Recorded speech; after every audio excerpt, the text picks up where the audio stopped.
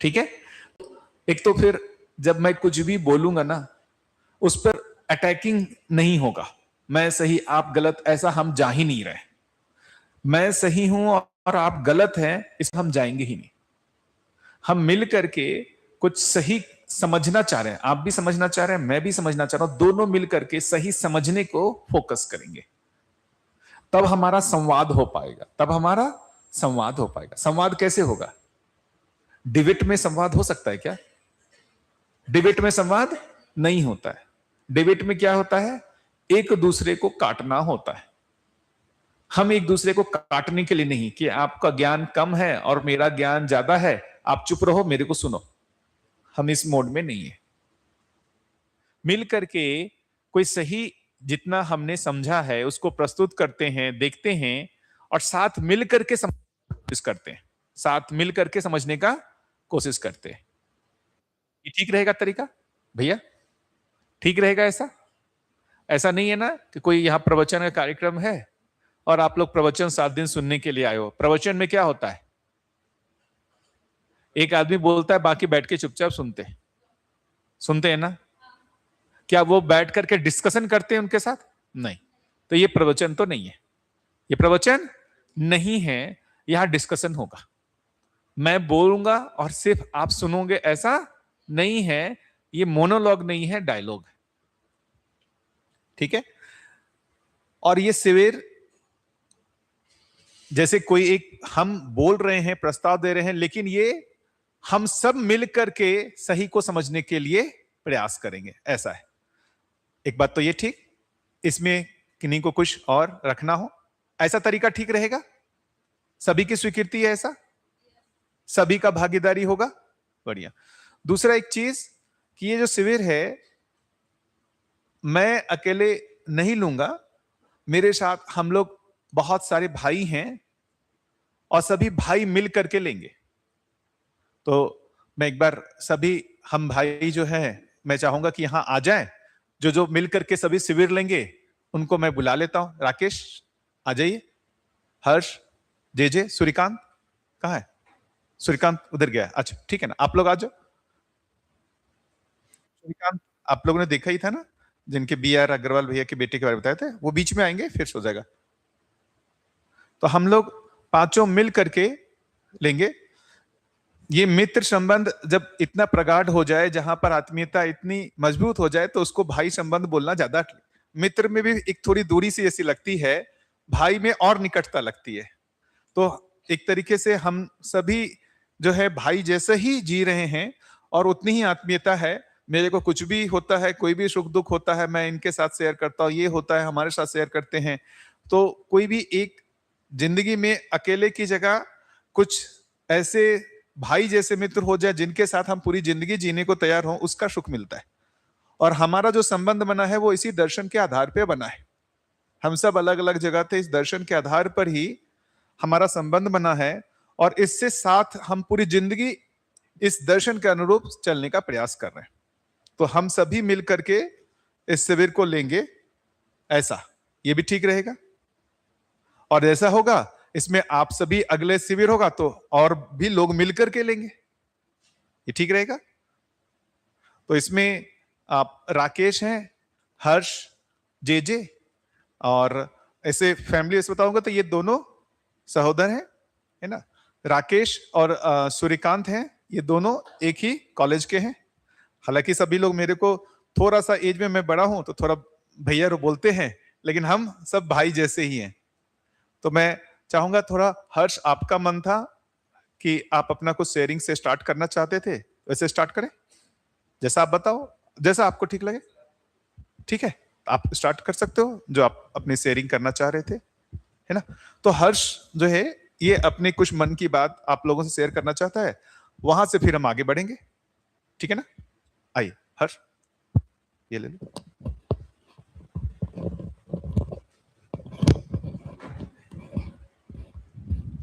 सभी को नमस्ते। जैसा भैया ने हेलो चेक, जैसा रविकांत भैया ने कहा था कि हम कोशिश करेंगे हम यहाँ पर एक ऐसा संबंध बना पाए, एक ऐसा वातावरण बना पाए जहां पर हम खुलकर अपनी बात एक दूसरे को कह सकें, क्योंकि खासकर एक ऐसी जनरेशन, मतलब जो अभी का युवा वर्ग है, 20 साल 25 साल, हम यूजुअली अपनी बात शेयर करने से थोड़ा और ज्यादा झिझकने लग गए हैं।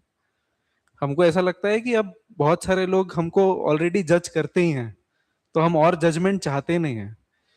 तो मुझे लगता है यहाँ पे आपको कोई जज नहीं करने वाला। तो ये इस स्थान की सबसे बड़ी उपलब्धि है। आप अपनी बात, आपको जैसा लगता है, आप जैसा सोचते हैं, आप खुलकर एक दूसरे के साथ अपने विचार शेयर कर सकते हैं। तो वैसे ही उसी क्रम में मैं अपने कुछ विचार शेयर करना चाहूंगा। ज्यादा समय पुरानी बात नहीं है, 2 साल पहले मैं भी इस तरफ ही बैठा था, और जैसे आप सभी मुझे सुन रहे हैं, मैं भी सुन रहा था। तो मैं भी, मेरी उम्र है 29 साल, मैं कुछ महीनों में 30 साल का हो जाऊंगा। पर मेरा जब पहला परिचय शिविर हुआ तब मेरी उम्र 27 साल थी। 27 साल की उम्र तक मैंने कभी ध्यान नहीं दिया कि मैं जो भी कर रहा हूँ क्यों कर रहा हूँ। बस क्योंकि सब कर रहे थे इसलिए मैं भी वही कर रहा था। तो उसी क्रम में शिक्षा भी हो गई, उसी क्रम में आगे की पढ़ाई भी हो गई, उसी क्रम में नौकरी भी शुरू हो गई, उसी क्रम में करते करते शादी भी हो गई। पर कभी विचार नहीं दिया कि शिक्षा चाहिए क्यों थी, शादी करना क्यों था। पर इसी क्रम में परिवार में कुछ बात आई। पर इम्पोर्टेंट बात यह है कि बचपन में जो भी हो रहा था उसमें एक चीज बहुत क्लियर बता दी गई थी कि पैसा जो कर रहे हैं हम मूल रूप में पैसे के लिए कर रहे हैं। अच्छे से पढ़ोगे तो अच्छी नौकरी मिलेगी, अच्छी नौकरी मिलेगी तो ज्यादा पैसा मिलेगा, ज्यादा पैसा मिलेगा तो आप सक्सेसफुल बन जाओगे, और सक्सेसफुल बन गए तो आप, कि वो ही आपका गोल है। फिर वहां पे मूवी द एंड हो जाती है, उसके आगे मूवी नहीं है, वैसा दिखाया गया था। तो उसी क्रम में पहले ये बोला 10th कर लो सब बढ़िया हो जाएगा, तो 10th हो गया। फिर बोला 12th कर लो, 12th भी हो गया। फिर बोला आप कॉलेज कर लो, उसके बाद आपकी लाइफ एकदम आराम हो जाएगी। तो उसी क्रम में पूरा ग्रेजुएशन भी हो गया। फिर ग्रेजुएशन के बाद बोला आप शादी कर लो। अब हर बार में वो खत्म हो ही नहीं रहा था, जैसा एक गोल खत्म होता था तुरंत एक नया गोल बन जाता था, और जितना पैसा सोचा था उतना तो पैसा आ ही रहा था। पर उसी क्रम में बचपन से मैंने जब अपनी यात्रा देखी तो ये पाया कि जो बचपन में ये बता दिया गया था कि पैसा बहुत बड़ा होता है, तो उस संबंध में उस कारण ऐसा देखा हमने कि हमारे जो आपसी संबंध थे वो संबंध काफी औपचारिक रह गए थे। मेरे को एक समय तक यही लगता था, मुझे मेरे माता पिता की जरूरत तब तक ही है जब तक मैं अपने पैरों में खड़ा नहीं हो जाऊं। क्योंकि बचपन से ये भी सुनते आए थे कि जैसे कुछ चाहिए होता था तो बोलते थे तुम खुद कमाओगे तो ले लेना। तो जब खुद कमाने के लायक हो गए तो अब लगा अब तो माता पिता की जरूरत भी नहीं है। तो कभी ध्यान नहीं किया कि उन्होंने हमारे लिए किया क्या। और कृतज्ञता का भाव बोलने में तो हमको, हम बोलते थे हम माता पिता के लिए कृतज्ञ हैं कि उन्होंने बहुत कुछ किया, पर वो भाव रहता नहीं था अंदर। उसी बीच में मेरे भैया भी यहाँ बैठे हैं, तो हमारी बातचीत ही नहीं होती थी। हम एक ही घर पे एक ही छत में रहते थे पर हमारी बिल्कुल बात नहीं होती थी। और आ, मैं एक लड़की को जानता था, 7 साल से हमारी मित्रता थी, पर मुझे लगता था कि मेरे परिवार वालों के कारण और मेरे भाई के कारण मैं उसके साथ में मैं शादी करना चाहता था, पर शादी हो नहीं पाएगी। पर और मेरे को ऐसा लगता था कि बस बस अपना बस पैसा कमा के अब मैं भी बैंगलोर निकल जाऊं, फिर मैं अपनी जिंदगी अच्छे से जीऊंगा। फिर इसी बीच में घर पे दर्शन का इंट्रोडक्शन हुआ, भैया को कंटेंट मिला। उसके बाद मैंने अपने भाई में जो परिवर्तन देखा कि जिस स्नेह की कमी मेरे को महसूस होती थी, या हम कहने को तो भाई हैं या कहने को हम माता पिता और मैं उनका बेटा हूं, पर वो भाव जो था, साथ में रह रहे हैं, कुछ भागीदारी तो हो रही थी, वो मेरे लिए कुछ कर रहे हैं, मुझे पढ़ा लिखा रहे हैं, मेरा भाई भी मेरा कुछ ना कुछ सहयोग कर रहा है, पर वो जो भाव है वो भाव मिसिंग था, जिसको हम इमोशन बोलते हैं। अपनापन, कहने को तो हम अपने थे पर वो अपनापन मिसिंग था। तो मुझे लगा कि जैसे ही वो दर्शन आया, मैंने वो जो बदलाव देखा घर में, परिवार में, वो जो बदलाव आया जहां संबंध में जो कमी थी वो पूरी होते हुए दिखी तो मेरे भी अंदर विश्वास आया कि कुछ तो बढ़िया चीज है। तो उस चीज को जानने के क्रम में मैंने भी अपनी यात्रा आगे बढ़ाई। इसी बीच में मैं मेरी यात्रा ऐसी रही कि अब मुझे बचपन में पता तो नहीं था क्या करना है, तो मैं ऐसा ही कोशिश करता रहा कि मैं हर चीज ट्राई करता रहा हूँ, और जो समझ नहीं आता उसमें एक कैंसिल वाली थ्योरी के हिसाब से चल रहा हूँ कि चलो ठीक है ये नहीं करना है, तो वो मेरे को पता चलते जा रहा था। तो जैसे मैं थोड़ा सा और पीछे चलूं अपनी जर्नी में, तो जब मैं छोटा था तो मेरे घर पे सारे लोग इंजीनियर थे, तो मेरे को भी ऐसे ही लगता था कि मेरे को भी इंजीनियर बनना है क्योंकि सब लोग इंजीनियर ही बन रहे हैं। तो फिर जब मैं 9th और 10th में पहुंचा तो उसमें केमिस्ट्री मेरी काफी वीक थी, तो मुझे लगा कि केमिस्ट्री तो मेरे से नहीं हो पाएगा। तो हमारे पड़ोस में ही भैया रहते थे, उन्होंने नया नया सीए किया था और पता चला बढ़िया पैसा कमा रहे हैं। तो फिर ये लगा पैसा ही कमाना है तो इंजीनियर बनने की क्या जरूरत है। तो इसी बीच में मैंने निर्णय लिया कि अब सीए बनते हैं। तो सीए की पढ़ाई शुरू कर दी। सीए की पढ़ाई शुरू करते करते जब आर्टिकलशिप शुरू हुई तो उसमें हम पता चला कि हम पढ़ते तो कुछ और हैं और यहाँ पे काम तो कुछ और हो रहा है। हमको पढ़ाया जाता है कि हमको नागरिकों को टैक्स की शिक्षा देनी है ताकि सब अपना टैक्स प्लान करके, सरकार बेसिकली हम टैक्स इसलिए दे रहे हैं ताकि समाज में अपना सहयोग दे रहे हैं ताकि समाज का विकास हो पाए। पर ग्राउंड रियलिटी तो कुछ और है। वहां पे लोग आते हैं टैक्स बचाने के लिए, और टैक्स बचाओगे नहीं तो आपको पैसा नहीं देगा। तो वहां पे लगा कुछ तो गड़बड़ है, यहाँ पढ़ा कुछ और रहे हो कुछ और रहा है। तो उससे भी मेरा मन उठ गया, फिर मेरे को लगा ये तो नहीं हो पाएगा। तो फिर उस समय कोविड आ गया। तो कोविड के टाइम पे ना डिजिटल मार्केटिंग का काफी बूम था। तो उसमें इन्फ्लुएंसर्स काफी ज्यादा, ऐसा दिखता था चकाचौंध थी, लोग अच्छा पैसा कमा रहे हैं। तो लगता था, मूल में तो बचपन से यही था कि पैसा ज्यादा आ जाएगा तो उसी से सुखी हो जाएंगे। तो फिर लगा ये वाला काम कर लिया जाए। तो फिर मैं डिजिटल मार्केटिंग और सेल्स वाला काम सीखने चला गया। अब सेल्स वाला काम सीखते सीखते यही निष्कर्ष बना, ये तो पूरा काम कंगे गंजे को कंघी बेचने वाला ही काम है। तो वो समझ में आया कि ये भी नहीं हो पा रहा है मेरे से। तो वो उससे पता चला कि ये भी नहीं हो पाएगा। पर इतना सब हो ही गया था, बीच में सीए की कुछ पढ़ाई की ही थी मैंने, तो घर वालों ने बोला फाइनल भी दे ही दो। तो इसी चक्कर में चलते चलते मैंने सीए फाइनल की एग्जाम भी दे दी। तो गलती से मैं पास भी हो गया। मुझे आता नहीं था, वो थोड़ा सा तुक्का मार मार के मैं पास हो गया। तो मैं खुद को सीए बोलता नहीं हूँ क्योंकि मैं क्वालिफाइड तो हूँ पर कुछ आता नहीं है मेरे को। तो इसी बीच में पढ़ाई भी हो गई और नौकरी भी लग गई। अब जहाँ नौकरी, जब इंटरव्यू था हमारा, तो इंटरव्यू के टाइम पे एक बचपन में मूवी आई थी 3 इडियट्स। तो उसमें एक कैरेक्टर था राजू रस्तोगी। तो राजू रस्तोगी आप सभी ने देखी होगी 3 इडियट्स। तो 3 इडियट्स में एक सीन होता है जहाँ पे वो खिड़की से कूद जाता है, फिर उसको हाथ पैर में लगी होती है, फिर उससे पूछता है आप क्यों कूद गए थे, तो वो सच बोल देता है। तो फिर उससे आखिरी में बोलते हैं कि भाई सैलरी कितने लोगे। तो फिर मैंने बचपन में सोच लिया था कि अब इंटरव्यू में तो जाके सच बोलना है। तो फिर जब इंटरव्यू आया तो उन्होंने सीए के एक प्रश्न पूछने शुरू कर दिया और मुझे कुछ आता नहीं था। पास तो हो गया था, तो मैंने बोल दिया कुछ आता है नहीं पर मैं सीख लूंगा।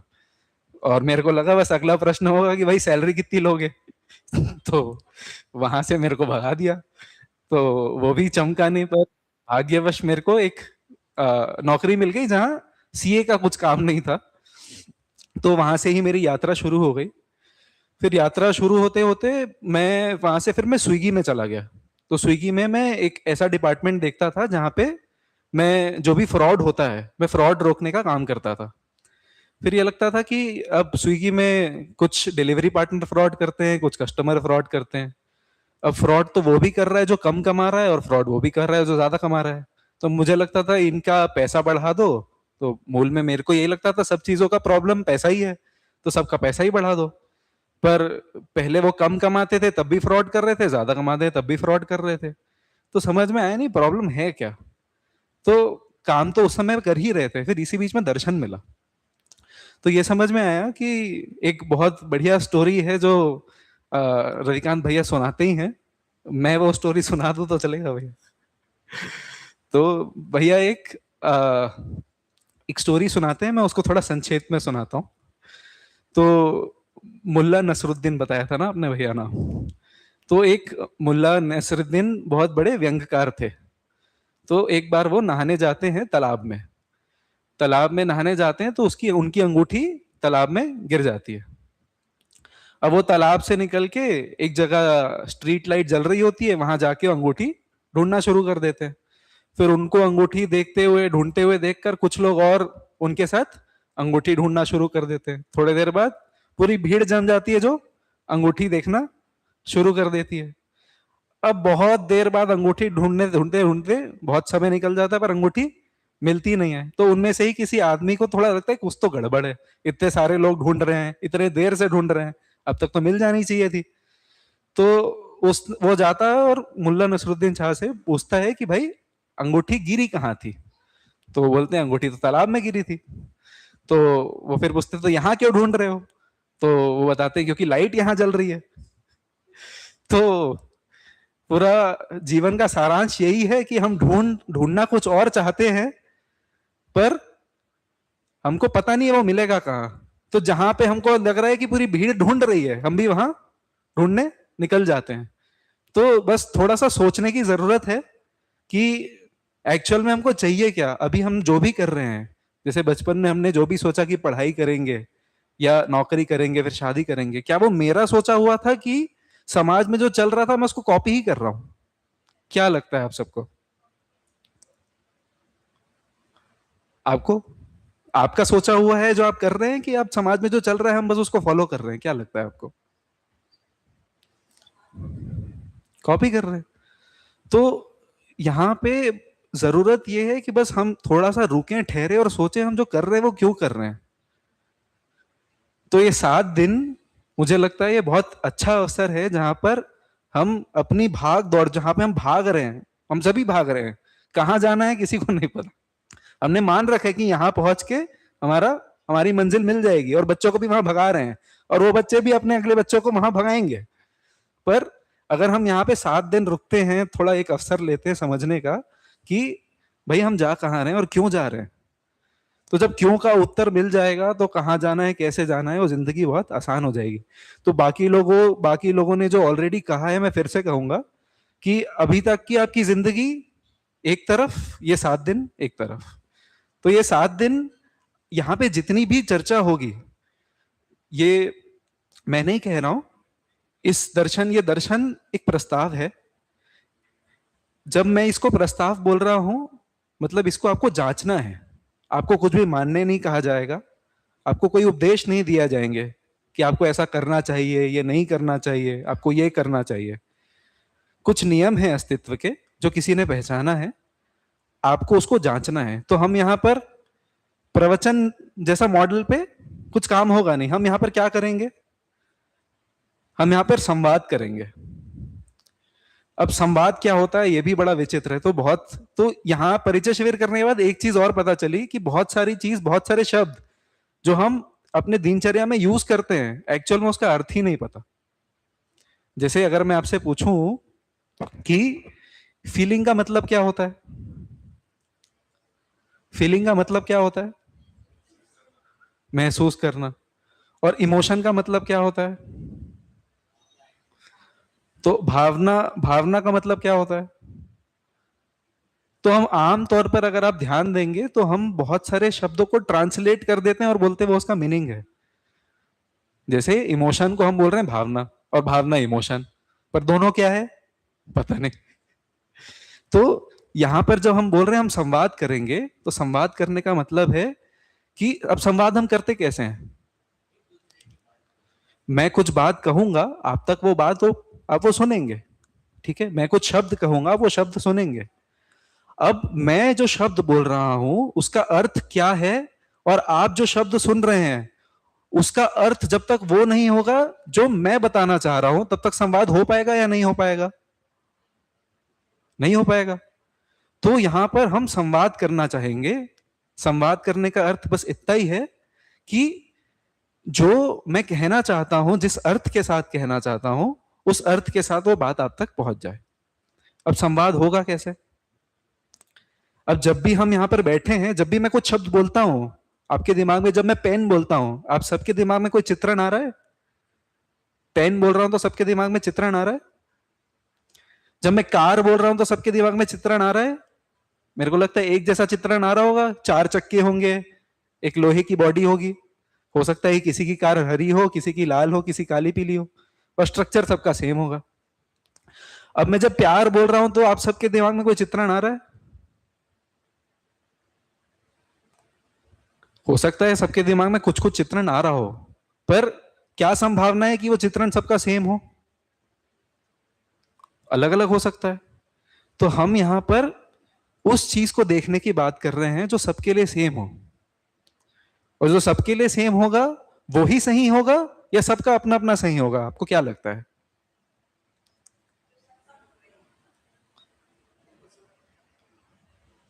एक एक बात तो हम बिल्कुल पूरा कोशिश करेंगे कि हमको मानना कुछ भी नहीं है, और नहीं मानना है तो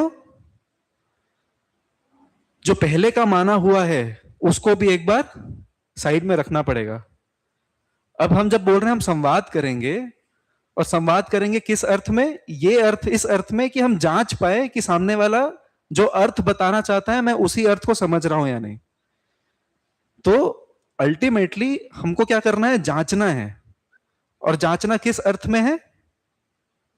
ये जानने के अर्थ में कि वो सही है या नहीं, या सामने वाला जो बताना चाह रहा है मैं वो समझ पा रहा हूं या नहीं। अब जांचने का आधार क्या होगा? जांचने का आधार जो सबको अच्छा लगे। अब जो सबको अच्छा लगे वो कैसे पता करेंगे हम? आपकी बात तो ठीक है। तो इसको थोड़ा सा और स्ट्रक्चर्ड तरीके से मैं यहां पे एक फ्रेमवर्क रख देता हूं। वो फ्रेमवर्क यूज करके हम 7 दिन हर चीजों को, जो भी हम संवाद करेंगे उसको वैसे ही जांचते हुए संवाद करेंगे।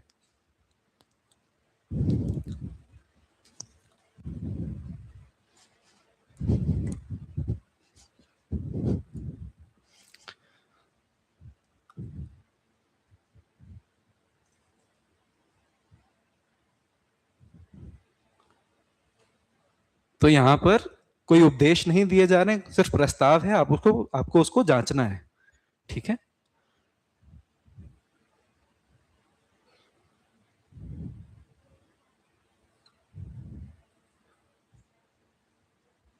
अब जांचने का आधार क्या होगा?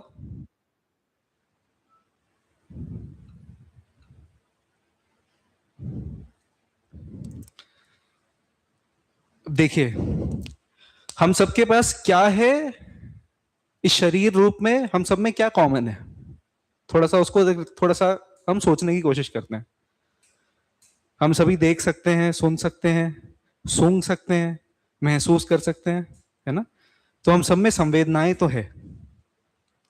तो शरीर रूप में ये सबसे आसान है हमारे लिए कोई भी चीज जांचने के लिए। हम आमतौर पर ये भाषा यूज भी करते हैं जब हम बोलते हैं कि भाई ये करके देख, खा के देख, सुन के देख। तो क्या देखने की बात कर रहे हैं?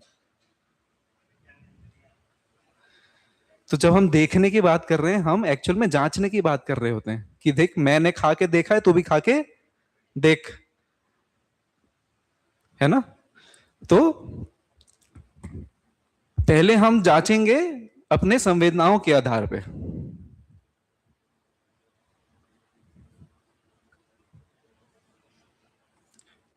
अब जैसे मैं आप सभी से पूछूं कि आग गर्मी पैदा करती है कि ठंडक, आप सभी क्या बोलेंगे? ये आपने कैसे जांचा?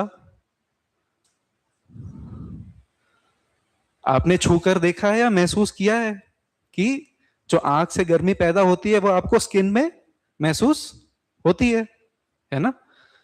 तो हम संवेदनाओं के आधार पर कुछ चीजें जांच सकते हैं, सभी जांच सकते हैं, है ना? वैसे ही हमारी संवेदनाओं से हम सारी चीजें नहीं जांच सकते, उसकी भी एक लिमिटेशन है। तो लेट्स से मैं एक और एग्जांपल देता हूं कि इस बिल्डिंग के पीछे धुआं निकल रहा है, तो हम सब अनुमान लगा सकते हैं कि वहां आग लगी होगी कि अपने आप धुआं निकल रहा है? अनुमान लगाया जा सकता है इसका। अब क्या आपको आग दिख रही है कि धुआं दिख रहा है? धुआं दिख रहा है, आग तो नहीं दिख रही, क्योंकि संवेदनाओं की लिमिटेशन है। आप दीवार के आर पार तो नहीं देख सकते, है ना? तो जहां संवेदनाओं की लिमिटेशन है वहां पे हम तर्क यूज करेंगे। तर्क मतलब लॉजिक, मैथमेटिकल लॉजिक। ठीक है? तो तो यहां पे आपने अनुमान लगाया कि भाई धुआं निकल रहा है तो कहीं आग लगी रही होगी, है ना? आग लगी होगी इसीलिए धुआं निकल रहा है। तो आपको दिख नहीं रही है, आपको धुआं का सोर्स नहीं दिख रहा है, पर आपने अनुमान लगा लिया, तो वो है तर्क। तो जहां संवेदनाओं का लिमिटेशन है वहां पे हम उसको किससे जांचेंगे? तर्क से जांचेंगे।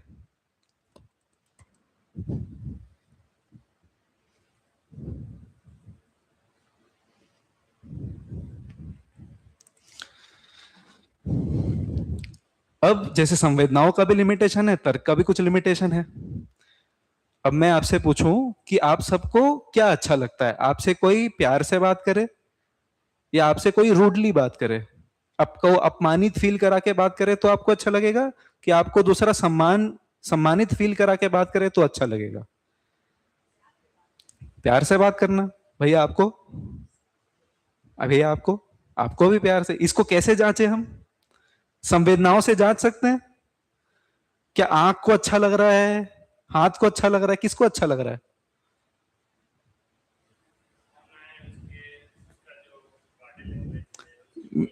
मेरी संवेदनाओं से तो नहीं जांच सकता, ये तो हम यहां पर एक मत पे आ सकते हैं कि उसको मैं संवेदनाओं से नहीं जांच सकता। क्या इसमें कोई तर्क लगा सकते हैं कि इसलिए मेरे को अच्छा लग रहा है? तो जहां संवेदनाओं का भी लिमिटेशन है, तर्क का भी लिमिटेशन है, वहां पे हम उसको भाव से जांचेंगे।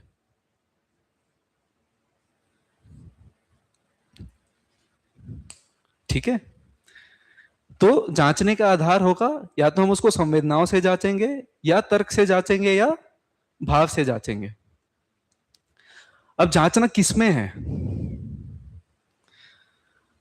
ये तो आधार हो गया, ये इंस्ट्रूमेंट हो गया कि मैंने आपको ये टूल दे दिया है, ये स्केल है, ये पेन पेंसिल है, वैसा आपको टूल दे दिया। ये 3 टूल है जिससे आपको जांचना है। पर जांचना किसमें है? तो जांचना किसमें है? पहले खुद में जांचना है, स्वयं में, है ना? मैं सेल्फ एग्जामिनेशन करूंगा, ठीक है, निरीक्षण करूंगा कि क्या मेरे लिए जो बताया जा रहा है, क्या मेरे लिए वो वैसा ही है। फिर मैं परीक्षण करूंगा कि अपने आसपास यहां रूम में जितने लोग बैठे हैं सबके लिए वो सेम है या नहीं, और फिर मैं उसको सब में जांचूंगा। तो जांचने का आधार मेरा ये हो गया, जांचना मेरे को किस में है?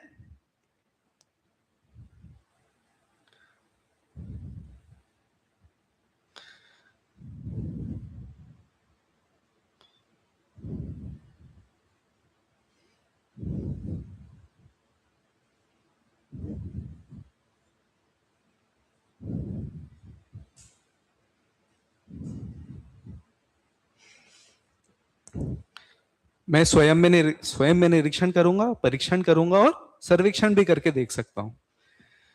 तो जो ये तीनों आधारों को, इसके लिए भी ट्रू हो, इसके लिए भी ट्रू हो, इसके लिए भी ट्रू हो, वही है जो सबके लिए सेम होगा, जो आप कह रहे थे, जो सबको अच्छा लगता है ना? तो यहां पे जो भी प्रस्ताव है, प्रस्ताव को जांचने का आधार ये होगा, जांचना ऐसे है। ये बात मैं आप सभी तक पहुंचा पाया?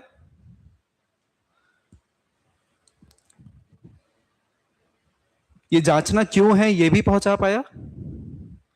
क्या है, बहुत सारी चीजें हैं कि जब मैं यहाँ पे कुछ बात सुन रहा हूं तो संवाद करने में सबसे इंपॉर्टेंट चीजें हैं मेरे को, मैं ना सिर्फ वो शेयर कर रहा हूं जो मैंने अपने लास्ट 2 या 3 साल में समझा है, जिसके कारण समझना नहीं हो पाता है।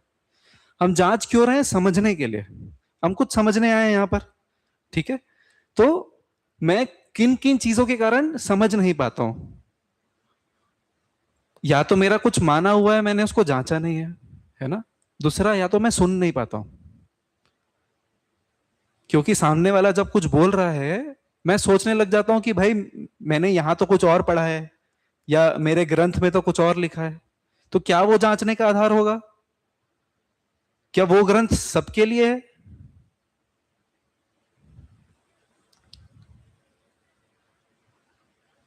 तो जांचने का आधार क्या होगा? मेरी संवेदनाएं, तर्क और मेरे भाव, है ना? तो हमारा जांचने का आधार क्या नहीं होगा कि मैंने यहां पढ़ा है या यहां लिखा है। तो जब हम सुनते हैं तब हम कई बार ये सोचने लग जाते हैं कि भाई मैंने यहाँ पे ये पढ़ा है, उस समय सामने वाला बोलते बोलते आगे चले जाता है तो सुनना नहीं हो पाता। कभी कभी ये भी होता है कि हम सुनते सुनते हमारा दिमाग यहाँ चले जाता है कि अब मैं इसको बताऊंगा, इसने मुझे ऐसा बोला था, है ना। तब भी हमारा सुनना हो नहीं पाता है क्योंकि हमारे विचार कहीं और चले जाते हैं और सामने वाला बोलते बोलते आगे चला जाता है। या कभी कभी हम इसलिए भी नहीं सुन पाते हैं कि कुछ सुन के ना हमारा विचार चले जाता है, यार मेरे साथ ऐसा हुआ था, ये क्यों हुआ होगा, तो हम अपनी भूतकाल की कुछ बात को याद करने लग जाते हैं। तो मेरा बस सुझाव यही रहेगा कि आप जब सुन रहे हैं तो अपना पूरा ध्यान किसमें लगाएं, सुनने में।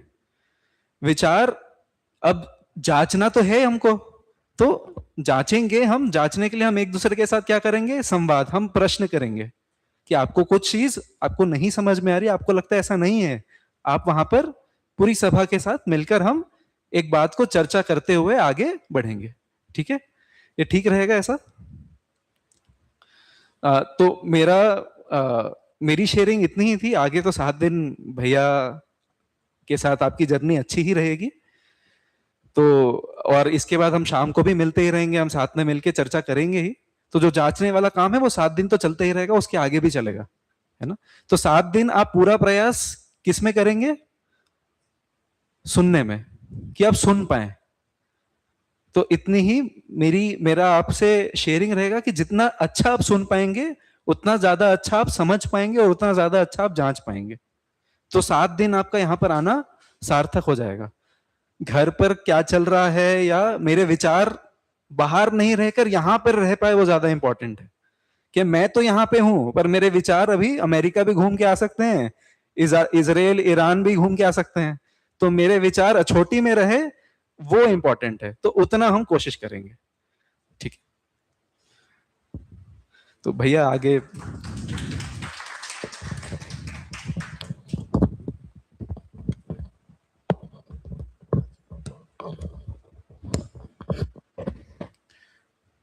हर्ष ने जो एक और अपनी शेयरिंग नहीं की वो मैं शेयर कर देता हूं कि एक समय इसका ऐसा भी दौर आया जब इसने सुसाइड कर लिया था और कैसे बच गया ये इसको भी नहीं पता। सुसाइड करने का इसने कोशिश किया था, सुसाइड कर लिया था, योग संयोग से कुछ हुआ कि बच गया ये। वैसी निराशा की दौर से आज के दिन आपको लगा कि इसमें ऐसी निराशा है? ऐसा लगा आपको देख के? खुशहाली, उमंग दिखाना किस चीज का? जब हमको कुछ सार्थक मिल जाता है हमारे से निरर्थकता छूट जाती है। इसको एक बड़ा लक्ष्य मिल गया जिसमें इसका भी कल्याण है और पूरी मानव जाति का भी कल्याण है। अभी तक जो बताया ना, सारा कल्याण हमने किसमें ढूंढा? पैसे में। इतना पैसा हो जाए कि मेरा और परिवार वालों का दुख दर्द मिट जाए। मिट रहा है क्या किसी का? नहीं मिट रहा है। तो जो एक ये यदि 7 दिनों में सर्व शुभ में ही स्वयं का शुभ समाया है,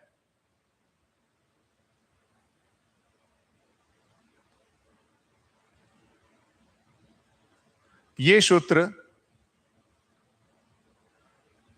जितने भी हैं, मैं, हर्ष, राकेश, जे, सूर्यकांत, हम सभी लोगों को समझ में आ गया। अभी तक हम जितना भी शुभ सोचते रहे ना, ये सभी संकीर्णता में सोचते हैं, है या नहीं है? ज्यादा से ज्यादा पैसा इकट्ठा कर लें, सब कुछ कर लें तो उसमें हमारा कल्याण हो जाएगा। अमेरिका भी यही लगा हुआ है कि वो ज्यादा से ज्यादा संसाधनों बाकी जगह इकट्ठा कर ले तो उसका कल्याण हो जाएगा। इजराइल भी वही लगा हुआ है, ईरान भी वही लगा हुआ है। तो जो घर घर में कॉन्फ्लिक्ट है वो कंट्री कंट्री में भी वही कॉन्फ्लिक्ट है। सर्व शुभ की मानसिकता में ना तो कोई व्यक्ति आ पा रहा है, ना कोई परिवार आ पा रहा है, ना कोई देश आ पा रहा है। क्या अमेरिका सर्व शुभ का सोचता है या अपने देश का शुभ सोचता है? क्या लगता है? खुद का ही देखता है। बात क्यों नहीं बन रही है? ये कॉन्फ्लिक्ट, संघर्ष क्यों हो रहा है? संघर्ष क्यों हो रहा है कि वो सर्व शुभ का ना सोच करके वो एक कोई लिमिटेड लोग हैं, कुछ समुदाय है या कोई देश है, उनका शुभ मात्र सोचता है। और ईरान भी अपने देशवासियों का शुभ सोचता है, और मेरा शुभ में और आपके शुभ में कॉन्फ्लिक्ट है। मैं अपना शुभ चाहूंगा, उससे आपका शुभ जो है अशुभ होता है। मेरे शुभ सोचने से आपका अशुभ होता है, आपके शुभ सोचने से मेरा अशुभ होता है। तो मैं अपने शुभ के लिए संघर्ष कर रहा हूं, आप अपने शुभ के लिए संघर्ष कर रहे हैं। मूलतः देखेंगे तो सभी अपने अपने शुभ के लिए संघर्ष कर रहे हैं कि नहीं कर रहे हैं? क्या ऐसा कोई एक संभावना है जिसमें सर्व शुभ हो सकता है?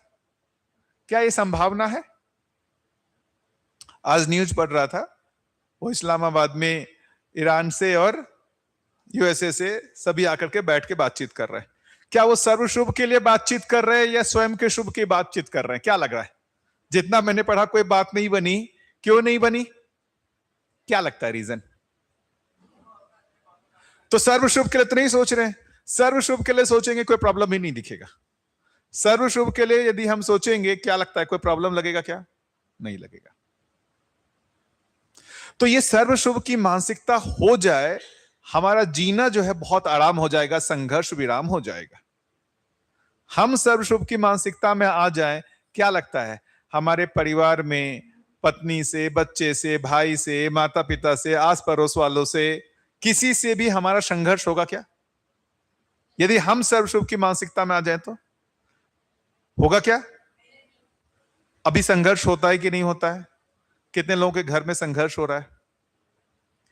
क्यों संघर्ष हो रहा है? आप अपना शुभ चाहते हो, उसमें जो है दूसरे का अशुभ हो जा रहा है, उसी का तो संघर्ष हो रहा है ना। भाई भाई के बीच में बंटवारा हो रहा है ना, बंटवारा हो रहा है ना। ये तो छुपा हुआ तो नहीं है। क्यों? एक भाई का जो शुभ है उससे दूसरे भाई का अशुभ हो जा रहा है, इसीलिए तो हो रहा है। तुमने ज्यादा ले लिया, मैंने कम ले, मेरे शुभ के चक्कर में उसका अशुभ हो जा रहा है, उसके शुभ के चक्कर में मेरा अशुभ हो जा रहा है। तो फिर वहां पर क्या हो रहा है? नियंत्रण, नियंत्रण पाने का प्रयास किया जा रहा है। सर्व शुभ की मानसिकता वहां भी नहीं है। तो मैं बस इतना ही कहना चाहूंगा कि सर्व शुभ का जैसे ही हमारे में कल्पना आता है, जीने की तैयारी होती है, हमारे उत्साह, उमंग, अभिव्यक्तियां कैसी बदल जाती है। एक निराशा की दौर से कैसा हमारे में आशा आ जाती है। ठीक है? तो जैसा हर्ष ने बताया, पहले हम जिन लोग नए लोग आए हैं, कितने लोग आए हैं नए लोग? हाँ, बढ़िया, पहली बार। उनको पता है, उठाने की इतनी जरूरत नहीं है, ऐसा है ना। आप लोगों से, बाकी लोगों को तो पता ही होगा। आप लोग पहले थोड़ा अच्छे से एक प्रश्न पूछ रहा हूं, सोच के बताइएगा। क्या लगता है हर मानव का लक्ष्य एक है या अलग अलग है? ठीक से, हर मानव का लक्ष्य क्या करता हो दिखता है? एक दिखता है या अलग अलग दिखता है? अलग अलग दिखता है, एक दिखता है। अच्छा, और बताइए, और किन्होंने हाथ किया? हर मानव का लक्ष्य एक दिखता है, एम एक दिखता है या अलग अलग दिखता है? एक ही दिखता है। वाह। और बताइए कौन है, और कौन लोग हैं ने? आपको क्या लगता है हर मानव का लक्ष्य एक है या अलग अलग है? एक ही है। वाह। और बताइए आप लोग, हर मानव का लक्ष्य एक है या अलग अलग है? आइए दीदी, आइए, इधर भी खाली है दीदी, इधर भी आ सकते हैं, आइए।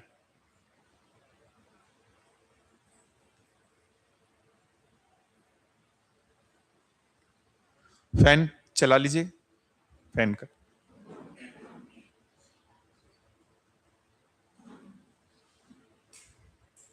आइए आइए आइए।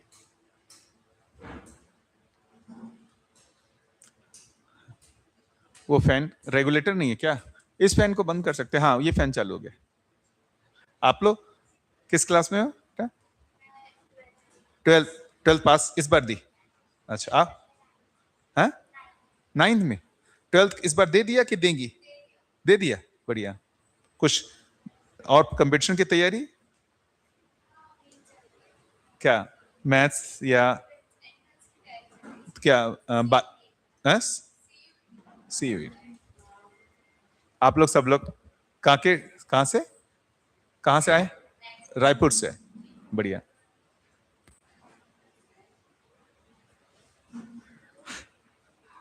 कोई बात नहीं बेटा,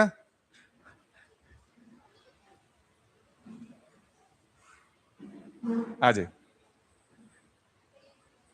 इधर इधर इधर इधर बैठ सकती हो बेटा। नहीं, वहां पर एक कुर्सी लगा लीजिए ना, आप लगा लो वहीं पे कुर्सी। कि उतनी देर तक थोड़ी बैठ पाओगे मम्मी की गोदी में, थोड़ा मम्मी को राहत तो दो।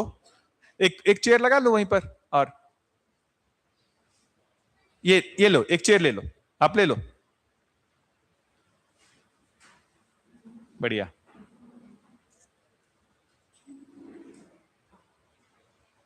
बहुत अच्छा। चलिए, सभी लोगों का स्वागत है ना। आइए भैया, बढ़िया। तो बेटा, हम लोग अभी जस्ट बातचीत शुरू किए थे, तो आपसे भी कुछ पूछे एक चीज। सिंपल सिंपल सा ही क्वेश्चन पूछ रहे हैं, वो कोई 11-12 का नहीं। बस इतना ही हम लोग ये ऑब्जर्व करने की कोशिश कर रहे हैं कि इतने सारे लोग हैं जो संसार में दिखते हैं, सबका लक्ष्य एक दिखता है या अलग अलग दिखता है? अलग अलग दिखता है। उसी पर अभी हम लोग बातचीत कर रहे थे। सब लोगों का लक्ष्य क्या दिखता है? अलग अलग दिखता है। आपको क्या लगता है, सब लोगों का लक्ष्य एक दिखता है या अलग अलग? अलग अलग दिखता है। आप लोग बताइए कैसा? अलग अलग दिखता है ना। हर मानव का लक्ष्य अलग अलग दिखता है। क्या लगता है दीदी? जैसे आप बताओ कुछ लक्ष्य, जैसे अलग अलग कुछ लक्ष्य जो हर मानव का लक्ष्य अलग अलग है। मैं इधर लिख देता हूं।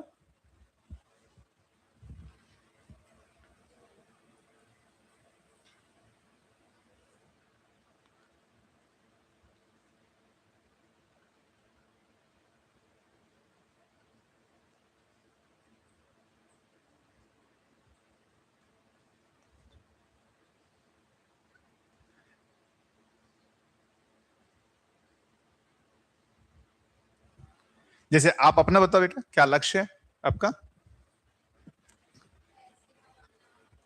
पैसे कमाना। तो जैसे इन्होंने लक्ष्य में एक कहा पैसे कमाना।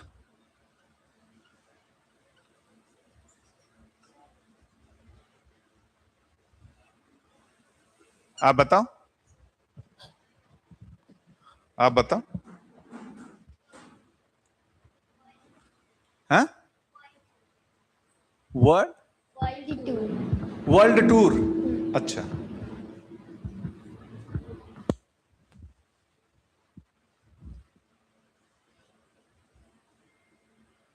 World tour.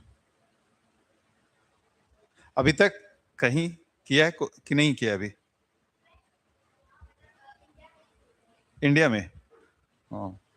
तो पैकेज, बाहर का पैकेज जो है लेना पड़ेगा। आप बताओ दीदी, क्या लगता है आपका लक्ष्य? जीवन को बहुत सुंदर से जीना चाहती हूँ बस। तो हर आदमी का लक्ष्य फिर अलग हुआ या एक हुआ? वो तो लगभग सभी चाहते हैं कि जीवन सुंदर अच्छे से जिए। हाँ। इसके अलावा अपने परिवार में अच्छे से रहूं, यही बाकी और कुछ। तो फिर आपको ऐसा क्यों लगता है, क्या ये लक्ष्य एक आदमी का है या सबका है? यही सबका होना चाहिए। सबको, सबका होना चाहिए। सबका होना चाहिए। जी। अच्छा जीवन जीना चाहते हैं, अच्छा जीवन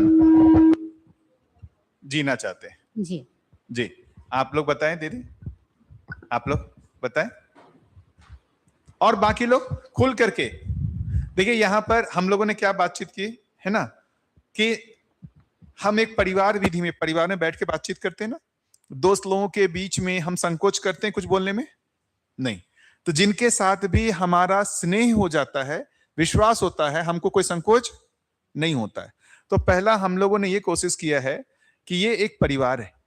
हम जितने दिन भी यहां 7 दिन हैं, हम परिवार हैं, और परिवार में एक दूसरे के साथ विश्वास स्नेह के साथ ही हम रहते हैं और खुल करके अपने मन की बात करते हैं, कोई संकोच नहीं। तो आप मेरे को किस रूप में देखें? पहले इसको मैं मिटा देता हूं। ये दूरी बना देता है, ये दूरी बना देता है ना। तो आप मेरे को बड़े भाई के जैसा देख सकते हो, तो बड़े भाई से थोड़ा सा शेयर कर सकते हैं अपने मन की बात, क्यों? है ना। आप बेटे के जैसा देख सकते हैं, वह बेटे को अधिकार से डांट भी सकते हैं, आप गलत बोल रहे हो, ये ठीक नहीं है, आपको वो अधिकार है, मैं अधिकार देता हूं आपको। भाई आपके साथ संबंध को पहचाना तो आपको अधिकार है कि जहां पर भी मैं गलत बोलूं आप उस पर मेरे को चिन्हित कर सकते हो कि बेटा आप गलत बोल रहे हो। तो हम ऐसे संबोधनों का भी प्रयोग कर सकते हैं। ऐसे संबोधन के साथ हम करने जाएंगे, हमारा संवाद ज्यादा सार्थक होगा, है ना। तो जो एक मैंने बस एक कोई स्टेटमेंट दिया है, इस स्टेटमेंट को हम देखते हैं कि ये स्टेटमेंट क्या लगता है, सही है या गलत है। और कोई एक आदमी तय नहीं करेगा, सब मिलकर तय करते हैं, सब मिलकर के देखते हैं कि क्या सब मिलकर के कोई एक चीज को तय कर सकते हैं कि नहीं कर सकते। जैसे मैं ये बोलूं हर मानव का लक्ष्य अलग अलग है, कितने लोग इस पे सहमत है? ठीक से हाथ खड़ा कीजिए। हर मानव का लक्ष्य अलग अलग, कितने लोग इससे सहमत हैं कि हर मानव का लक्ष्य अलग अलग है? 1 2, ठीक से हाथ खड़ा तब ना हम काउंट कर पाएंगे। 1 2 3 4 5 6 7 8 और इधर से कितने लोग खड़े हैं? 9 10। ये 10 लोग मानते हैं कि हर मानव का लक्ष्य अलग अलग है। अच्छा, कितने लोग मानते हैं, मैं इसके नीचे लिख देता हूं, हर मानव का, इसका उल्टा हो जाएगा, हर मानव का लक्ष्य एक है। ऊपर लिखा मैंने हर मानव का लक्ष्य अलग अलग है, नीचे लिखा हर मानव का लक्ष्य एक है। अब इसमें कितने लोग सहमत हैं? अच्छा, इसमें लोग तो ज्यादा हो गए। अब एक ही परिवार में 20 लोग बोल रहे हैं एक है, 10 लोग बोल रहे हैं नहीं अलग अलग है, परिवार चल पाएगा क्या? परिवार चल पाएगा? तो अब कैसे, क्या जो ज्यादा लोग बोल रहे हैं वो सही हो जाएंगे क्या? ऐसा इलेक्शन सिस्टम है क्या? हाँ हाँ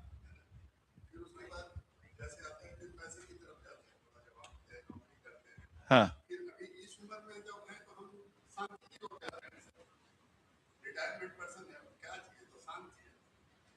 हर मानव का लक्ष्य निश्चित नहीं है, समय के साथ बदलता रहता है। निश्चित नहीं है, उम्र के साथ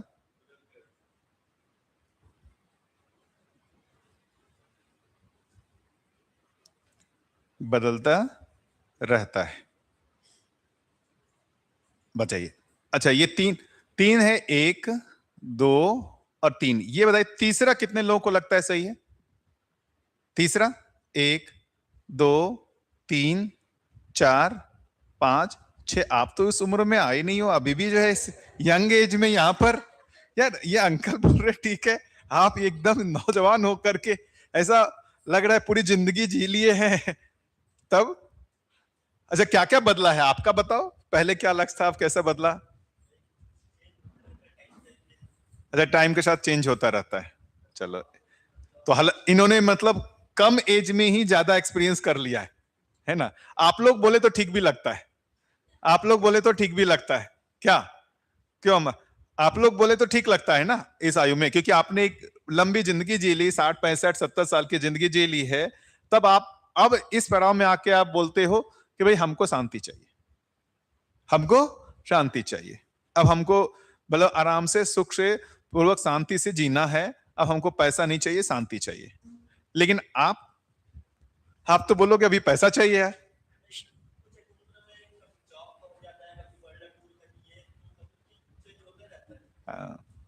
शादी हो गई कि नहीं? हो गई है ना। हाँ, वही तो, शादी हो गई तो पैसा का तो दबाव आता है कि नहीं आता है? आता है ना, वही तो कर रहे हैं। आपकी पत्नी जी आई हुई है कहाँ? अच्छा, हाँ, नमस्ते नमस्ते। लक्ष्य बदलता रहता है कि एक ही लक्ष्य के साथ जी रहे हैं, या आप उनका लक्ष्य बदलते रहते हैं?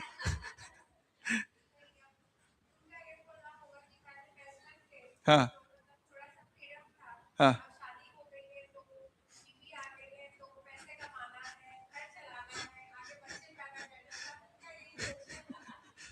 तो अच्छा, मतलब शादी से पहले कम टेंशन था, शादी के बाद टेंशन बढ़ गया। क्या लगता है, शादी के बाद टेंशन बढ़ गया है या कम हुआ है? ऐसा कुछ नहीं है, ठीक है।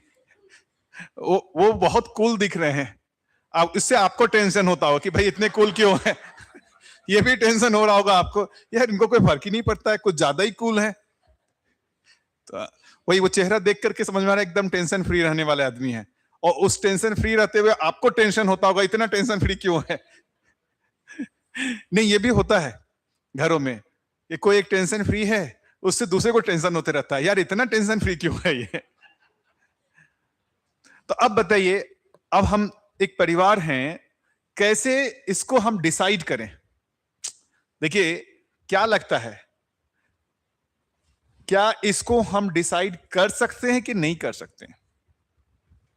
अभी तो लग रहा है नहीं डिसाइड कर सकते ना। क्या इन तीनों में से सभी सभा किसी एक पर सहमत है? मैं हैंड उठा के देख लेता हूं, इस पे क्या सभी सहमत है? सभी सहमत है? फिर से एक बार से मैं करवा लेता हूं सर्वे। इस पे कितने लोग सहमत हैं? ठीक से हाथ उठा लिए। हर मानव का लक्ष्य अलग अलग है, हाथ उठाइए। चलिए, इसमें कुछ लोगों ने हाथ उठाया है। इसमें कितने लोग सहमत हैं? चलिए कुछ। इसमें कितने लोग सहमत हैं? इसमें भी है। तो इसका मतलब, अच्छा क्या तीनों एक ही है या अलग अलग है? ये क्या हुआ, हर मानव का लक्ष्य अलग अलग है, तो मतलब एट प्रेजेंट कह रहा हूं तो आपका आपका आपका आपका आपका जो बाकी जितने भी 700 करोड़ हैं, सब आदमी का लक्ष्य अलग अलग है। जब ये तीसरा वाला कह रहा हूं तो मैं ही हूं, मेरा लक्ष्य आज कुछ और है, 5 साल बाद कुछ और होगा, 10 साल बाद कुछ और होगा, 20 साल बाद कुछ और होगा। जब ये बात कर रहा हूं तो एक मानव का लक्ष्य निश्चित नहीं है, वो बदलता रहता है। जब ये बोल रहा हूं, इसका क्या मतलब है कि एट प्रेजेंट हर मानव का लक्ष्य क्या है, अलग अलग है। तो ये हर मानव से जुड़ा हुआ है, ये एक मानव का समय के साथ जुड़ा हुआ है, तो ये दोनों अलग अलग है। और ये बोल रहे ये हर मानव का लक्ष्य एक ही है, तो क्या ये जो लक्ष्य जिसको बोल रहे हैं, तो इसमें ये हर मानव का लक्ष्य मतलब पूरे मानव जाति का और हर समय, क्या दोनों इसमें समाया हुआ है? हर मानव का लक्ष्य एक है, तो क्या इसमें दो चीज कर देता हूं? सार्वभौमिक।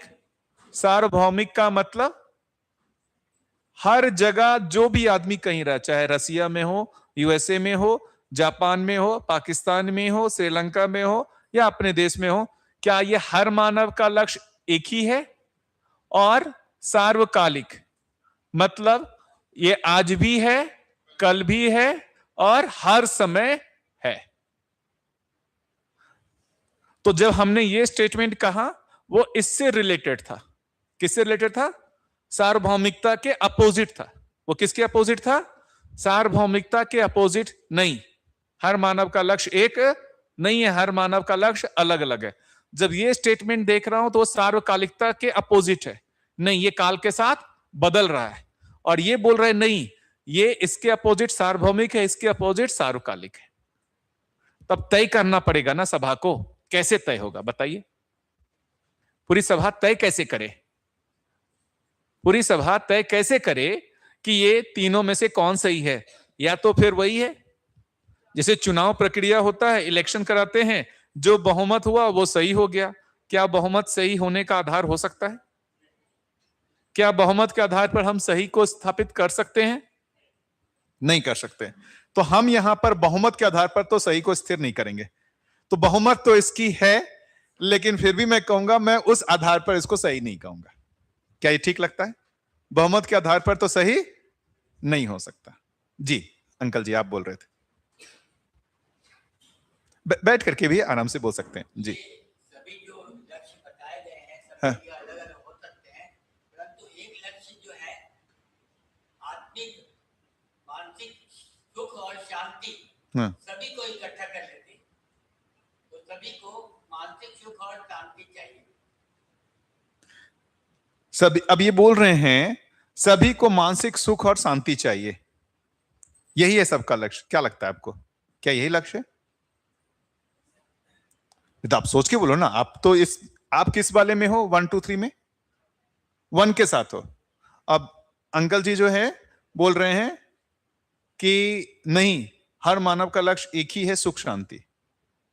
तो अब आप क्या लगता है, अपना बदलोगे 1 से या 1 पे अभी भी हो?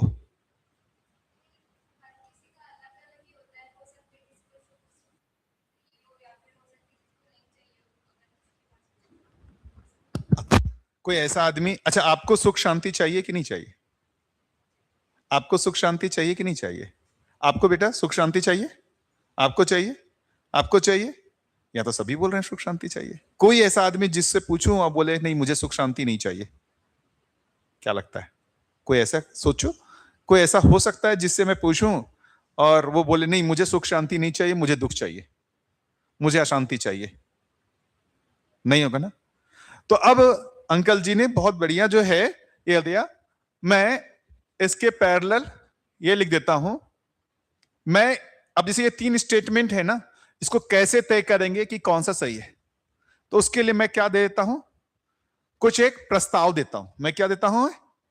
एक प्रस्ताव दे देता हूं, फिर उसको जांच के देखते हैं, उस प्रस्ताव को जांच के देखते हैं। तो मैंने एक प्रस्ताव दिया है,